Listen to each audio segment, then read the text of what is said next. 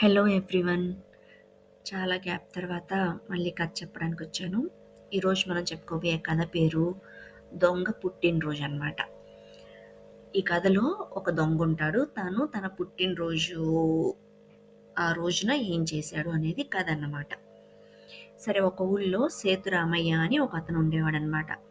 అతనికి దాదాపు 29 ఇళ్ళున్నాయంట. అంటే 29 హౌసెస్ అన్నమాట. ఆ ఇళ్ళన్నీ అద్దెకిచ్చేసి ఎవ్రీ మంత్ రెంట్ వసూలు చేసుకోవడానికి వెళ్తూ ఉండేవాడనమాట. అయితే ఆహ్, ఆ 29 మంది ఎవరికి అద్దెకిచ్చాడు? ఏంటి? ఎవరి అద్దె ఎంత? ఓకేనా. వేరే వేరే ఊళ్ళల్లో ఆయనకి మొత్తం 29 ఇళ్ళున్నాయన్నమాట. ఊరిని బట్టి, ప్లేస్‌ని బట్టి అద్దె మారుతుంది గదా! సో, ఆయనేం చేశాడంటే, ఆ 29 మంది పేర్లు, వాళ్ళ అడ్రస్‌లు, వాళ్ళు ఎంత అద్దె ఇవ్వాలి, ఏంటి అనేది డీటెయిల్స్ అన్నీ ఒక లిస్ట్ రాసుకొని ఉంచుకునేవాడనమాట. ఆ లిస్ట్ ప్రకారం ఎవ్రీ మంత్ అందరింటికి వెళ్ళి డబ్బు వసూలు చేసుకుంటూ ఉండేవాడు. కాకపోతే ఈయన ఎంత ఇంట్రెస్ట్‌గా రెంట్ వసూలు చేసుకుంటూ ఉండేవాడో, వాళ్ళేదైనా ఇంట్లో ఏదైనా పలానా ప్రాబ్లమ్ ఉంది, కొంచెం ఏదైనా పని చేయట్లేదు, ఏదైనా రిపేర్ ఉంది అని చెప్తే, అది మాత్రం ససేమిరా ఒప్పుకునేవాడు కాదనమాట. అలాంటి రిపేర్‌లన్నీ నేను చేయించను, అన్నీ మీరు చేయించుకోవాల్సిందే అన్నట్టు బిహేవ్ చేసేవాడనమాట. తను కేవలం ఓన్లీ ఆ రెంట్ వసూలు చేసుకోవడం మీద మాత్రమే కాన్సంట్రేట్ చేసేవాడు. మిగతా ఏమి అసలు వాళ్ళ ప్రాబ్లమ్స్ ఏం పట్టించుకునేవాడు కాదనమాట. వాళ్ళ ప్రాబ్లమ్స్ అంటే అది ఇంటికి సంబంధించిన ప్రాబ్లమ్స్ అనమాట. ఒకవేళ ఎవరైనా కొంచెం ఎదురు తిరిగి మీరు పలానా ప్రాబ్లమ్ మీరు ఫిక్స్ చేసేంత వరకు మేము రెంట్ ఇవ్వము అని అలా మాట్లాడారనుకోండి, ఆయన ఏం చేసేవాడంటే వాళ్ళ ఇంటికి కరెంట్ కట్ చేసేయడమో, వాటర్ రాకుండా చేయడమో, ఇలాంటి పనులన్నీ చేసి ఇబ్బంది పెడుతూ ఉండేవాడనమాట. సరే, మొత్తానికి ఇలాగా ఒక రోజున ఒక నెల రెంట్ వసూలు చేసుకోవడానికి అన్ని ఇళ్ళకి వెళ్ళి, వాళ్ళ ముక్కు పిండి వసూలు చేసి, ఆ వచ్చిన డబ్బులు అలానే ఆయన రాసుకున్న లిస్ట్ ఉంది కదా! అది మొత్తం జాగ్రత్తగా పర్స్‌లో పెట్టుకొని వాళ్ళ ఊరెళ్ళిపోవడానికి ట్రైన్ ఎక్కుతాడనమాట. అయితే ఆ ట్రైన్‌లో ఒక జేబు దొంగ ఉంటాడు. జేబు దొంగ అంటే పర్స్‌లవి కొట్టేస్తారు గదా! వాలెట్స్ అతననమాట. ఈ సేతురామయ్యకి తెలియకుండా తన జేబులో ఉన్న పర్స్ కొట్టేస్తాడనమాట. ఆహ్, ఆ దొంగేమో ఆ పర్స్ కొట్టేసి ట్రైన్ దిగి ఎళ్ళిపోతాడు. కాసేపటికి ఆ సేతురామయ్య తన జేబు చూసుకొని పర్స్ లేకపోవడం చూసి ఇలా బోదిబోమని ఏడుస్తాడనమాట. అయితే కొంతమందేమో పాపం చుట్టూ మూగుతారు గదా! అలా ఏడుస్తుంటే వచ్చి, అయ్యో! పాపం పోయిందా? ఏం చేయగలం అని జాలి చూపిస్తే, కొంతమందేమో అతని గురించి తెలిసిన వాళ్ళు అన్యాయంగా గుంజుకున్న డబ్బు గదా! ఎలా నిలుస్తుంది? నీకిలా కావాల్సిందే అని చెప్పేసి మొహానే అనేసి ఎళ్ళిపోతారనమాట.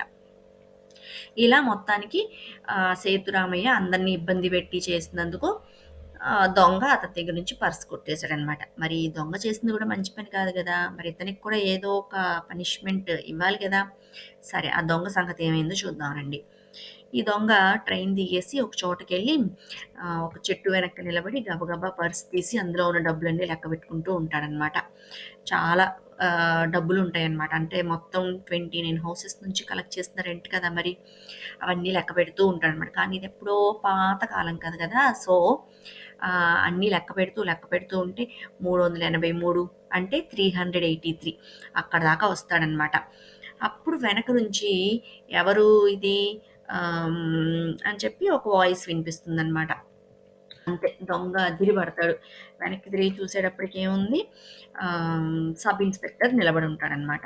ఆయన అంటాడు, "నిన్ను దొంగతనం కేసులో జైల్లో పెట్టినా గానీ ఇంకా బుద్ధి రాలేదా? మళ్ళీ ఎవరి దగ్గరో కొట్టేసినట్టున్నావుగా పర్స్" అంటాడనమాట. ఈ దొంగకి అసలు ఏం చేయాలో అర్థం కాదనమాట. అయితే ఈలోపు ఏమవుతుందంటే తన చేతిలో నుంచి ఆ లిస్ట్ ఉంది గదా! అందరి నేమ్స్ రాసున్న లిస్ట్, అది కనిపిస్తుందనమాట పోలీస్‌కి. కనిపించి అదేంటిది ఆ లిస్ట్ అని అడిగితే, వెంటనే ఆ దొంగ ఒక కథ అల్లేస్తాడనమాట. ఏంటంటే, అవును, నేను దొంగతనాలు చేసి జైలుకెళ్ళొచ్చాను కదా! నేనిప్పుడు మారిపోయాను. నేను ఎవరెవరి దగ్గరైతే దొంగతనాలు చేశానో, నాకు గుర్తున్నంత వరకు వాళ్ళ పేర్లు, ఎవరి దగ్గర ఎంత దొంగతనం చేశానో, ఎంత తిరిగిచ్చేయాలి, ఈ లిస్ట్ అంతా రాసుకున్నాను. ఈరోజు అసలే నా పుట్టినరోజు. నా పుట్టినరోజు రోజునే వాళ్ళందరిని నేను ఇబ్బంది పెట్టినందుకు ఆ డబ్బులు తిరిగిచ్చేసేసి నా పాపానికి ప్రాయశ్చిత్తం చేసుకోవాలనుకుంటున్నాను అంటాడనమాట. అయితే ఇన్స్‌పెక్టర్‌కి తెలుసనమాట వీడు అబద్ధం చెప్తున్నాడని. సరే అని చెప్పేసి ఇన్స్‌పెక్టర్ ఏం చేస్తాడు, అవునా! అలా అయితే అంతకుముందు మనీ ఎలా పంపించేవాళ్ళంటే మనీ ఆర్డర్ చేసేవాళ్ళనమాట. పోలీస్ అంటాడు పద మరైతే పోస్ట్ ఆఫీస్‌కి ఎళ్లి అందరికి మనీ ఆర్డర్ చేద్దాం అని చెప్పేసి తీసుకెళ్తాడు. ఇంకేముంది దొంగ ఏం చేయలేడనమాట. ఇంకా ఆల్రెడీ చెప్పాడు కదా! అలాగా. ఇంకా పోలీస్ ముందే ఆ 29 మందికి ఎవరెవరికి ఎంత అద్దె అనేది రాసుంది గదా! అతను అద్దె అమౌంట్ వేసి అందరికి మనీ ఆర్డర్ చేస్తాడనమాట. దానికి తోడు మనీ ఆర్డర్ చేయాలంటే పైన స్టాంప్స్ అంటించాలి కదా! దానికి డబ్బులు మరి ఇందులో ఆల్రెడీ ఆ అద్దెకి సంబంధించిన డీటెయిల్స్, దానికి తగ్గ అమౌంట్ మాత్రమే ఉందన్నమాట పర్స్‌లో. ఈ మిగతా పో స్టాంపులు అంటించడానికి ఎక్స్‌ట్రా మనీ కావాలి గదా! అది గూడా ఈ దొంగ తన సొంత డబ్బులు పెట్టాల్సొస్తదన్నమాట. ఆ విధంగా అందరికి మనీ అంతా మనీ ఆర్డర్ చేసేస్తాడనమాట. ఈ పోలీస్ ఆఫీసర్ గూడా మంచి పని జేశావు అని చెప్పేసేసి వెళ్ళిపోతాడు. ఈ దొంగ గూడా నాకిలా అవ్వాల్సిందేలే అని అనుకోని తిట్టుకుంటూ ఎళ్ళిపోతాడనమాట. సో, ఈ విధంగా ఈ కథలో ఇద్దరు బ్యాడ్ పర్సన్స్ ఉన్నారు గదా! బ్యాడ్ అంటే ఒకళ్ళేమో దొంగ, ఇంకొకళ్ళేమో పక్కనోళ్ళ ప్రాబ్లమ్స్ పట్టించుకోకుండా తనకు రావాల్సిన డబ్బులు మాత్రం వాళ్ళ దగ్గర నుంచి ఎలాగోలా వాళ్ళని ఇబ్బంది పెట్టైనా తెచ్చుకునే ఓనర్ అన్నమాట. ఇంటి ఓనర్.